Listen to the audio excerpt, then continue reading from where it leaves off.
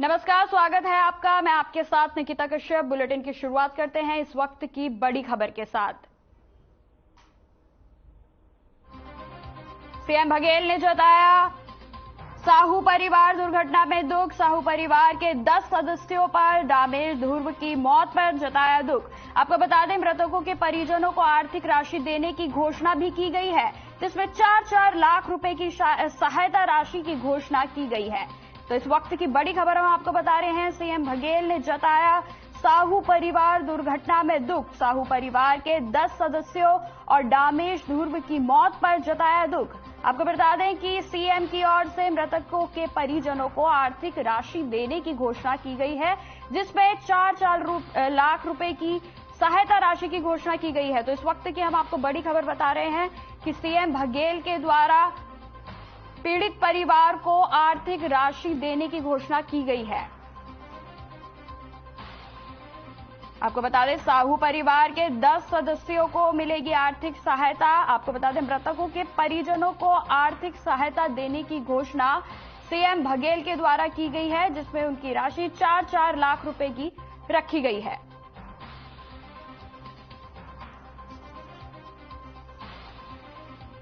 तो इस वक्त की बड़ी खबर हम आपको बता रहे हैं। सीएम बघेल ने बड़ा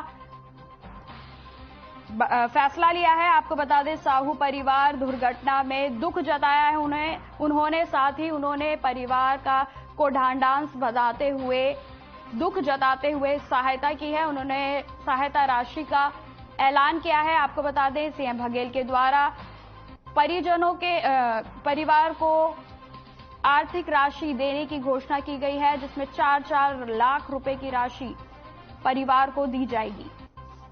तो सीएम बघेल ने जताया साहू परिवार दुर्घटना में दुख। साहू परिवार के 10 सदस्य और दामेश ध्रुव की मौत पर उन्होंने दुख जताया है। साथ ही मृतकों के परिवार को आर्थिक सहायता करने की भी घोषणा सीएम के द्वारा की गई है, जिसमें 4-4 लाख रुपए की राशि परिजनों के परिवारों को दी जाएगी।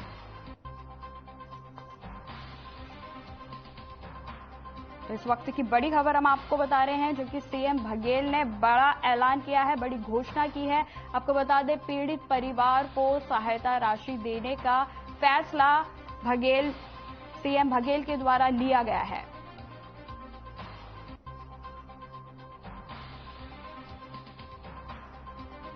तो इस वक्त की बड़ी खबर हम आपको बता रहे हैं। सीएम बघेल ने जताया साहू परिवार दुर्घटना में दुख। साहू परिवार के 10 सदस्यों और दामेश ध्रुव की मौत पर दुख जताते हुए उन्होंने मृतकों के परिजनों को आर्थिक सहायता देने की घोषणा की है।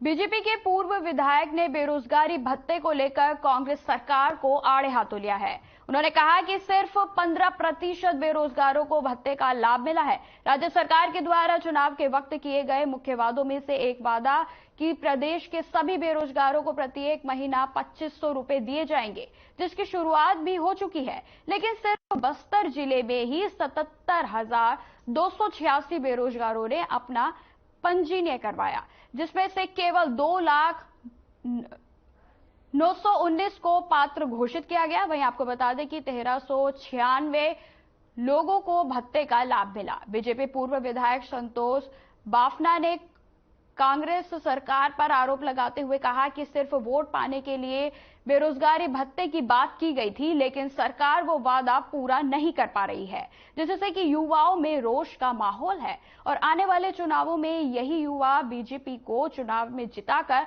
वादा खिलाफी का बदला लेंगे।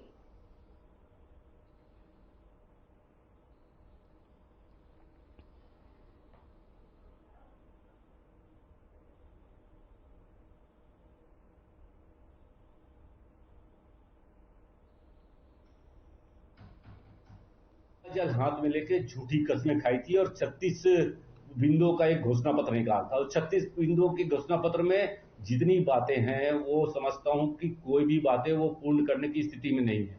चाहे आपने बेरोजगारी भत्ते की बात कही है, बेरोजगारी भत्ता इन्होंने 2 साल का बेरोजगारी भत्ता देने का निश्चय किया है और 2 साल के बेरोजगारी भत्ते में कई क्लास ऐसे लगा दिए गए हैं जिनमें लोगों को बेरोजगारी भत्ते का लाभ नहीं मिल रहा है। मैं तो ये कहता हूं कि ये बेरोजगारों से छल करने का काम कर रहे हैं और आने वाले समय में युवा मोर्चा के माध्यम से 8 तारीख को हम लोग अपने रोजगार कार्यालय का घेराव करने की योजना बना रहे हैं और बेरोजगारों को साथ में लेकर रोजगार कार्यालय हम घेराव करेंगे। अभी तक जो मार्च का एलान है जीवित पंजीयन हमारे रोजगार कार्यालय में 77,286 लोगों का पंजीयन है और 12वीं से या 12वीं से ऊपर जो पढ़े लिखे लोग हैं उनका पंजीयन 29,300 और ये 2 साल से उनका पंजीयन है। ये पात्रता रखते हैं लेकिन अभी किसी कारणवश ये लोग आवेदन नहीं दे पाए हैं। 30 अप्रैल की स्थिति में 2919 लोगों ने बेरोजगारी भत्ता के ऑनलाइन आवेदन किया है। उनमें से 1396 का स्वीकृति मिला है। इनको 1 अप्रैल महीने का इनको बेरोजगारी भत्ता हस्तांतरित हो गया।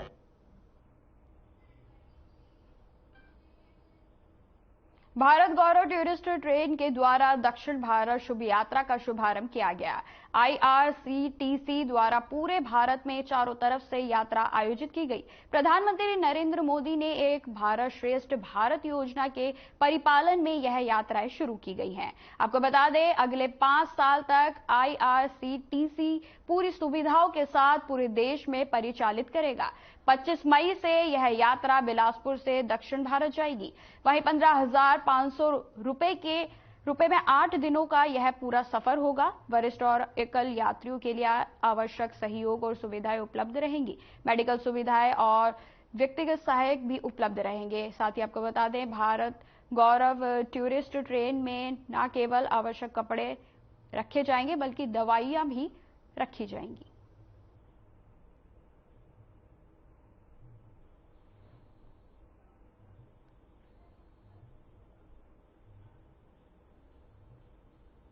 ये प्रेस मीट कंडक्ट करने का मुख्य उद्देश्य है कि IRCTC Indian railway catering train corporation limited एक भारत श्रेष्ठ भारत योजना के स्कीम के अंडर में भारत गौरव टूरिस्ट ट्रेन लॉन्च किया। ये पहली बार ये बिलासपुर से भारत गौरव टूरिस्ट ट्रेन हम लोग लॉन्च किया है।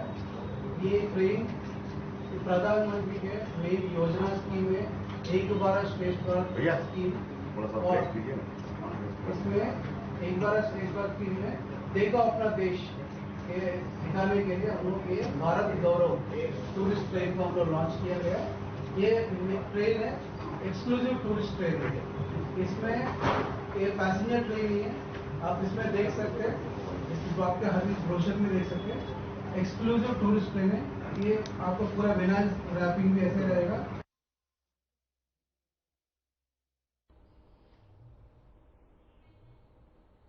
छत्तीसगढ़ में बजरंग दल को बैन किए जाने की बात पर राजनीति गर्माती ही जा रही है। इसे लेकर कई लोगों में अपनी अपनी प्रतिक्रियाएं दी हैं। बिलासपुर नगर निगम के पूर्व महापौर किशोर राय, विश्व हिंदू परिषद के प्रांतीय प्रतिनिधि डॉक्टर ललित मखीजा, इंजीनियर लक्ष्मी गहवाई, वरिष्ठ कांग्रेसी नेताओं की प्रतिक्रिया सामने आई। खराब है और पूर्ण रूप से मुख्यमंत्री हिंदू विरोधी है। बजरंग दल वाले ऐसा कोई असामाजिक नहीं करते। जो भी धर्म के खिलाफ काम करते हैं उनके साथ वो रहते हैं। बजरंग दल वाले उन्हीं का वो संगठन है। इस बयान की आवश्यकता क्या पड़ी, क्यों देना पड़ा उनको? क्या ऐसी गतिविधियां थी बजरंग दल की? जो राष्ट्रीय स्तर में इनका फैसला होता है, जो अलग सामान इनके बोलते हैं, वही चीज इनको दोहराना पड़ता है। आप देख रहे होंगे कि कर्नाटक में जो बोला गया वो छत्तीसगढ़ में भी बोला जा रहा है, मध्य प्रदेश में बोला जा रहा है। मतलब ये कांग्रेस का एजेंडा है कि हिंदू के विरोध में ही पार्टी काम करेगी। कांग्रेस ने अपने घोषणा पत्र में जो जानकारी प्राप्त है कि बजरंग दल को प्रतिबंधित करने का निर्णय लिया। शुरू से ही कांग्रेस तुष्टीकरण की राजनीति करती रही। जहां तक छत्तीसगढ़ का प्रश्न है, छत्तीसगढ़ में कहीं भी कोई ऐसी गतिविधि या कोई ऐसी एक्टिविटी दिखाई नहीं देती कि बजरंग दल को प्रतिबंधित किया जाए, और इसलिए मुख्यमंत्री जी का यह बयान कि जरूरत पड़ी तो बजरंग दल को भी प्रतिबंधित किया जा सकता है। जय बजरंगबली। जैसा कि ये जो कहा गया है कर्नाटक के संदर्भ में बात शुरू हुई है, तो मैं ऐसा मानता हूं कि हनुमान जी या कर्नाटक में जो रिपोर्ट्स आ रही थी, तो हनुमान जी ने संजीवनी के रूप में आकर वहां काम किया है और विधर्मियों ने हनुमान जी की पूंछ में आग लगा ली है और हनुमान जी अपना काम करके कर्नाटक से लौटेंगे। मेरा ऐसा मानना है कि जो 14 जनवरी को राम जी अयोध्या में विराजमान होंगे गर्भगृह में, तो इस बीच में जो समय है वो जितने भी सनातन धर्म के विरोधी हैं वो इस बीच में उनका पराभव होगा, ऐसा मेरा मानना है। और बजरंग दल पे या पीएफआई पे बैन दोनों को अगर बराबर जो समझता है उसको हम सनातनी नहीं मानते हैं। बजरंग दल का काम है सेवा, सुरक्षा और संस्कार करना, वो करता रहता है। धर्मांतरण के विरोध में खड़ा होता है, लव जिहाद के विरोध में खड़ा होता है, और जो इसके पक्ष में खड़े होंगे स्वाभाविक है उनके पेट में दर्द होगा, वो अपना विरोध करेंगे। और मेरा तो ऐसा मानना है कि किसी के मन में कोई बात है कि बैन करेंगे तो वो इच्छा पूरी करके देख भी लेना चाहिए कि बैन करने से क्या होता है। हमारे सम्मानित मुख्यमंत्री ने बिल्कुल ठीक ही कहा है कि जिस प्रकार से इस देश में नफरत की राजनीति रही है और एक धर्म विशेष को प्रताड़ित करते जा रही है, और उसमें जरूर कुछ बजरंग दल के द्वारा कई घटनाएं ऐसे छत्तीसगढ़ में भी की जा रही है जो सीधा सीधा सांप्रदायिकता और समाज को तोड़ने का काम कर रही है। और ऐसे स्थिति में हमारे मुख्यमंत्री जी बहुत सक्षम मुख्यमंत्री हैं और उनके पास जरूर इस प्रकार की जानकारी होगी, और जो रिपोर्ट उनको सूचना तंत्र से मिल रही होगी उसके लिए बहुत ही उनका निर्णय में उसका स्वागत करता हूँ माननीय मुख्यमंत्री।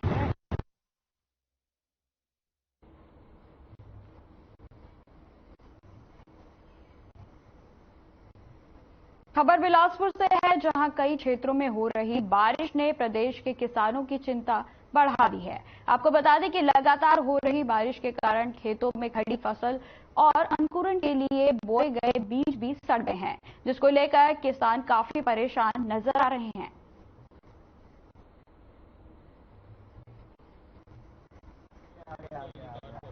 पिछले कुछ दिनों से जो बेमौसम बारिश हो रही है, इससे हमारे किसान भाइयों का काफी नुकसान हो रहा है। किसी ने फल लगाए, किसी ने सब्जी लगाई है, और शासन को फर्स्ट फूड इनकी सुध लेनी चाहिए। हमारे सीएम हैं पंजाब में भगवंत मान जी, उन्होंने तुरंत लीव पर आए और 15,000 रुपये प्रति एकड़ उन्होंने प्रॉमिस किया, और वो कंपनसेशन लोगों को मिलने भी लगा। तुरंत उनके पटवारी और सारा राजस्व मामला जो है एक्शन में आया, और उन्हें एश्योर किया कि किसी को भी लोन रीपेमेंट का प्रेशर नहीं रहेगा, और जो हम बोल रहे हैं 15,000 रुपये प्रति एकड़ तुरंत डिस्ट्रीब्यूशन भी हो गया।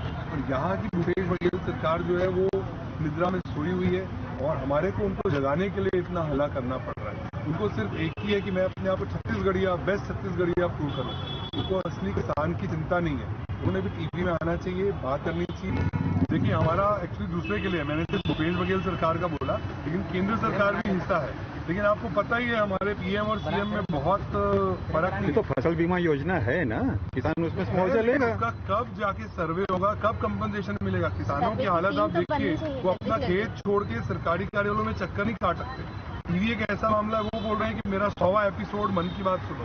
उनको नहीं पता है कि ऐसी बारिश हो रही है, क्यों नहीं उनका इंस्ट्रक्शन है। फसल बीमा योजना है ना, फसल वो सिर्फ खरीफ वाला हो रहा है, रबी का हुआ है कि नहीं फसल, उनका बीमा उनको ये भी नहीं पता होता। जमीन पे नहीं मिला है जो भी बीमा योजना उसको इम्प्लीमेंट करने के लिए तो अधिकारियों को बोलना पड़ेगा ना, अधिकारियों को मतलब बीमा योजना हो जाए या बचत का पैसा, कोई भी पैसा है उनको दे तो जाके विजिट तो करे गाँव की हालात क्या है। और सर्वे तो बहुत सारी योजनाएं हैं। अगर सर्वे ये नहीं पता कि हमारा कोई सुनने वाला है, जल्दी सर्वे नहीं होगा पता रहना तो पता नहीं चलेगा कितना नुकसान है। अगर सर्वे ही नहीं होगा तो नुकसान का भी जायजा नहीं लिया जा सकता।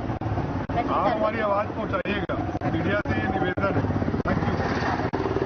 देखिए, वर्तमान की जो भूपेश सरकार है वो बार बार दावे करती है कि किसानों के हित में काम करें। कल हमारे द्वारा गाँव का दौरा किया गया और हमने पाया कि बेमौसम बरसात में बहुत बड़ी कह सकते हैं कि आपदा कह सकते हैं, विपदा से यहाँ का किसान जूझ रहा है। एक तो आवारा पशुओं के कारण उनके खेत वैसे ही खराब हो रहे हैं, जल जा रहे हैं, उसके अलावा बेमौसम बरसात और बरसात से जो उनकी फसलें थी वो वैसी की वैसी पड़ी रह गई और उसको लेकर के बहुत खामियाजा किसान गुजर रहा है। और उसी को लेकर के आज यहाँ पर हमारे जो जिले की इकाई है, अध्यक्ष महोदय है, हमारे तमाम के तमाम साथी इसलिए आए हैं। हम एक ज्ञापन के माध्यम से कहना चाहते हैं कि जो तमाम किसान हैं उनको अविलंब राहत दिया जाए, अविलंब उनको मुआवजे की राशि जो भी उनकी डिले की राशि है, तमाम चीजों को राहत दी जाए और ये पोस्टर प्रचार से ज्यादा जमीन पे जाकर के हकीकत को देखते हुए केंद्र सरकार और बाइक की मतलब बहुत सबसे अच्छी नहीं है। तो इसी को लेकर के आज ज्ञापन सौंपने आए थे।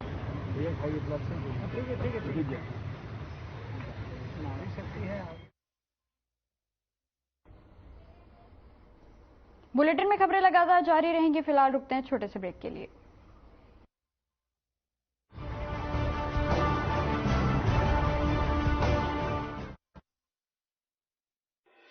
वो दिन भी था जब सुदूर आदिवासी अंचल के लोग स्वास्थ्य सुविधाओं से दूर थे, अस्पताल तक उनकी पहुंच आसान नहीं थी। भूपेश सरकार ने परिस्थिति को पूरी तरह से बदल दिया है। अब लोग अस्पताल नहीं जाते बल्कि अस्पताल लोगों तक पहुंचता है। मोबाइल मेडिकल यूनिट गांव, हाट, बाजार तक पहुंचकर उपचार कर रही है। अपने संकल्प को कर रही है साकार। भरोसे की सरकार, भूपेश सरकार। स्वास्थ्य सेवाओं के विस्तार से संवरता, उन्नत और बेहतर सुविधाओं के साथ बढ़ता हमारा स्वस्थ और सुघर छत्तीसगढ़। मुख्यमंत्री श्री भूपेश बघेल ने शहरी स्लम क्षेत्रों में रहने वालों को मुख्यमंत्री शहरी स्लम स्वास्थ्य योजना की सौगात दी, जिसके तहत 120 मेडिकल मोबाइल यूनिट के जरिए अब तक 39,76,000 से अधिक लोगों का निःशुल्क उपचार किया गया। जन स्वास्थ्य के लिए समर्पित छत्तीसगढ़ की भरोसे की सरकार।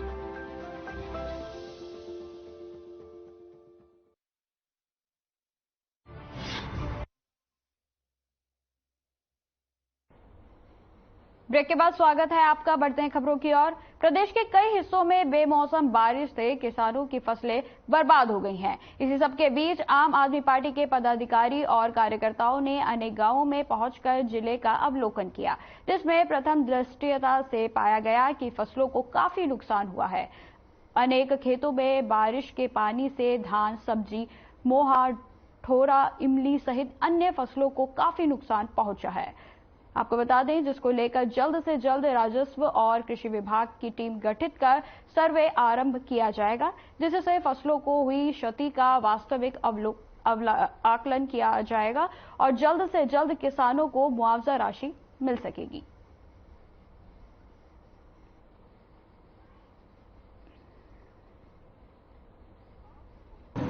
आज हमने पार्टी के दिशा निर्देश अनुसार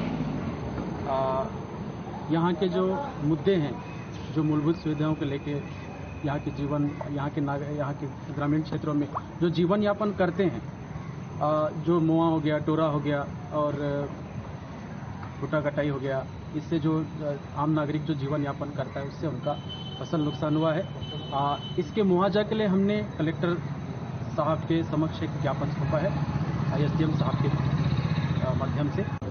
आम आदमी पार्टी के द्वारा जो अभी मौसम जिस तरह से बरसात हो रही है, उसके हिसाब से जो फसलों में जो नुकसान हुआ है उसके संबंध में मुआवजा मांग किया गया है। इसमें हमारा लगातार प्रयास जारी है। हम लोग तहसीलदार से जैसे ही सूचना होती है, तहसीलदार इसमें उसका मुआवजा प्रकार बनाते हैं और उसका मुआवजा भुगतान किया जाता है आगे से जैसे प्रावधान।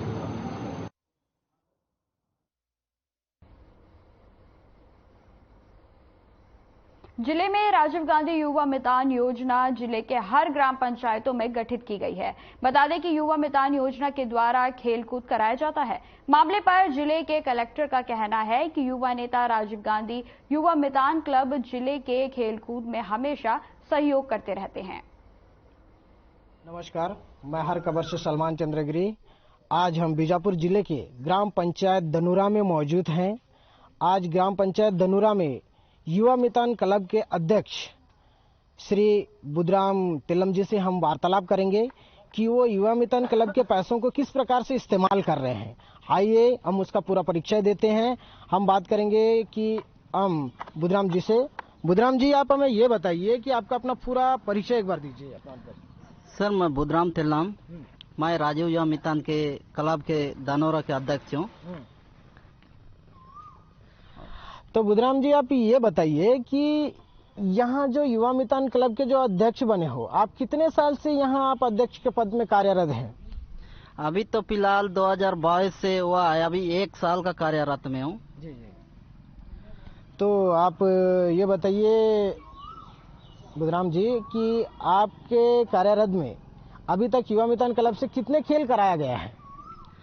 अभी मेरा कार्यरत में जैसा मैं जब बना और युवा मितान क्लब में पैसा आया है, उसके बाद मैं सोचा कि मैं गांव में एक प्रकार का सोच रखा था कि ये युवा मितान क्लब एक ऐसा है जो कि ये युवाओं को मतलब खेल में अनुभव और उन लोग को थोड़ा से क्या है, जो पहले के बुजुर्ग लोग पहले खेले थे और वो लोग भूल चुके थे, उस खेल को कराने का सोचा और कई युवाओं को मैं बुलाया और ऐसा ऐसा बोल के समझाया।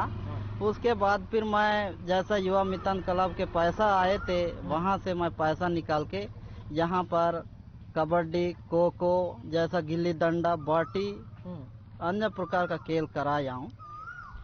तो बुधराम जी, आपने जब खेल कराया, यहाँ से कितने बच्चे सेलेक्ट हो गए हैं और यहाँ से आगे कहाँ खेलने गए थे? यहाँ से हमारे जैसा रस्सी खींच में सिलेक्शन हुए थे, खो खो, कबड्डी, यहाँ जैसा सिलेक्शन हुए उसके बाद तोयनार के लिए खेलने गए थे, जैसा पंचायत स्तर में खेला गया था तोयनार में। तो पंचायत स्तर तोयनार में जब खेला गया है, वहाँ से भी आपके बच्चे कुछ सिलेक्शन होकर आगे चले गए होंगे। वहाँ से आप कहाँ तक का बच्चे लोगों को लेके गए थे? जी जी, तोयनार में जब खेले, तोयनार में भी सिलेक्शन हुए। तोयनार से फिर हमने उन बच्चों को लेके बीजापुर जिले में तक के खेलने गए थे। वहाँ से बीजापुर जिले से ज्यादा सिलेक्शन होके रायपुर तक के गए थे। तो बुधराम जी, कहीं ना कहीं हम देखते हैं कि युवा मितान क्लब हमारे लिए एक अच्छा साबित हो रहा है। आप क्या कहना चाह रहे हैं युवा मितान क्लब के बारे में? नहीं, युवा मितान क्लब एक हमारे शासन प्रशासन निकाला है, वो बहुत बढ़िया निकाला है, क्योंकि वहाँ पर युवा मितान क्लब एक योजना बनाया और उस योजना पे हम जैसा युवाओं को और जैसे युवा युवतियों को ऐसा मतलब एक अवसर मिले। प्रशासन जैसे आगे तक के आने वाली और शासन काल में भी ऐसा होना चाहिए। आप युवा मितान क्लब से और लोगों को भी लाभान्वित करने का जो अपना सोच है, बहुत बेहतरीन है। बुधराम जी, फिर आप युवा मितान के बारे में कुछ संदेश देना चाहते हैं कि जो बच्चे अभी तक का आपसे जुड़े नहीं हैं, या आपके बच्चे और लोगों को जो खेल कराने का उस प्रकार कुछ रोशनी डालना चाह रहे हैं उस बात? यस, जरूर सर। जैसे हम जिस बच्चे को सामने लाए, पर अभी जो लोग हमारे सामने आ नहीं रहे, वो लोग को भी हम और हमारे सामने लाके वो लोग को हर प्रकार का खेल बताने का कोशिश हम जारी रखें। नमस्कार, हर खबर से मैं सलमान कुमार कटारा से। हम जानना चाहते हैं कि यहाँ युवा मितान क्लब कितने पंचायतों में गठन किया गया है और इनका कार्य क्या है?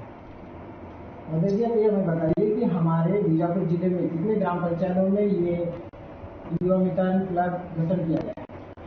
हमारे जिले के सभी 170 पंचायतों में युवा मितान क्लब का गठन किया गया है और इनके द्वारा गांव में योजनाओं की जानकारी देना, लोगों को हितग्राहियों की पहचान करना, और जैसे हमारा स्वास्थ्य शिविर होता है, अभी गंगालोर में स्वास्थ्य शिविर हुआ था, तो अंदर क्षेत्र से दुर्गम और नस्ल प्रभावित एरिया है, तो वहीं के लड़के हैं, तो वो उन लोगों को बेहतर संवाद करके और लाए और उनका इलाज कर पाए। मतलब हमारा शिविर सक्सेस हुआ। तो इस तरह से शासन का जो भी आयोजन होता है, जो सरकारी योजना है, उसमें हितग्राहियों तक पहुंचने में हम कोई मदद करते हैं।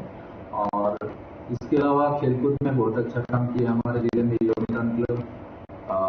जिला स्तर से चयनित होकर जो राज्य स्तर पर गए थे, वहाँ भी जीते हैं कुछ खेल विधाओं में, और समय समय पे जिले में खेल आयोजन में इनका सहयोग मिलता है। और साथ ही हमारे विद्यार्थी वॉलेंटियर और राजीव गांधी युवा मितान क्लब के सदस्य मिलकर गांव में जागरूकता शिविर करते हैं, लोगों को समझाते हैं, जो बच्चा जन्म लेता है उसके बाद उसको तत्काल दूध नहीं दिलाते हैं गाँव में, तो उसके लिए अभी समझाइश देने में बहुत अच्छा काम किया है इन्होंने। पेगा गुनिया के बाद जो बीमार होने पर जाते हैं तो उसको समझाइश दिया है। अभी सम्मेलन भी हमारा पेगा गुनिया का सम्मेलन हुआ था, सभी धर्म के जो लोग हैं उनको बुलाए थे और उसमें इनका बहुत अच्छा योगदान रहा, सभी को बुलाए थे। नमस्कार, हर खबर से मैं सलमान चंद्रगिरी। आज हम जिले के कलेक्टर महोदय जी से बात कर रहे हैं, श्री राजेंद्र कुमार कटारा जी से। हम जानना चाहते हैं कि यहाँ युवा मितान क्लब कितने बजरंग दल, विश्व हिंदू परिषद और भाजयुमो ने कांग्रेस पार्टी के राष्ट्रीय अध्यक्ष मल्लिकार्जुन खड़गे का पुतला दहन करके बजरंग दल को बैन करने का विरोध किया। विरोध प्रदर्शन में आए सभी कार्यकर्ताओं ने चांदनी चौक में इकट्ठे होकर नारे लगाए, जिस पर पुलिस के जवानों ने तुरंत काबू करके आग बुझा दिया। यहाँ के बजरंगियों ने कुछ गड़बड़ की तो उसको ठीक कर भी दिए हम लोग, है ना। जरूरत पड़ेगी तो यहाँ भी सोचेंगे, लेकिन अभी वहाँ की समस्या के हिसाब से उस प्रदेश के जनप्रतिनिधियों ने, हमारी पार्टी के पदाधिकारियों ने जो सोचा है वो उसके हिसाब से। इतिहास गवाह है, जहाँ हिंदू घटा वहाँ देश बढ़ा। हमारा हिंदुस्तान पहले से ही 2 टुकड़ों में कट चुका है, कारण वहाँ हिंदू घटा।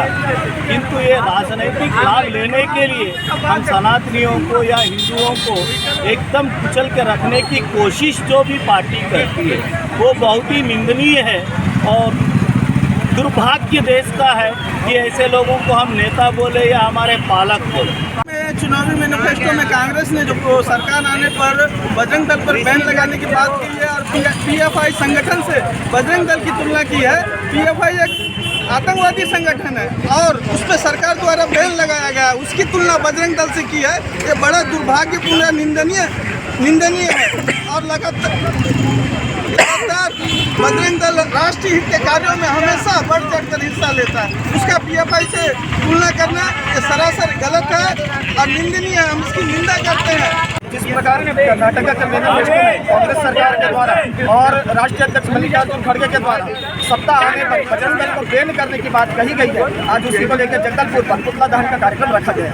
आने वाले समय में अगर कांग्रेस इस प्रकार की मानसिकता के साथ हिंदू गतिविधियों में संलिप्त संगठनों पर और हिंदू मानसिकता के लोगों पर किसी भी प्रकार का अगर इस प्रकार का हस्तक्षेप करके कार्यक्रम करती है या अपने मैनिफेस्टो में लाके राष्ट्र संगठनों को बैन करने की बात करती है तो ये निंदनीय है। आने वाले समय में निश्चित रूप से अगर इस प्रकार से कोई भी कृत्य होता है, चाहे छत्तीसगढ़ में हो चाहे कहीं भी हो, बजरंग दल उग्र आंदोलन करेगा।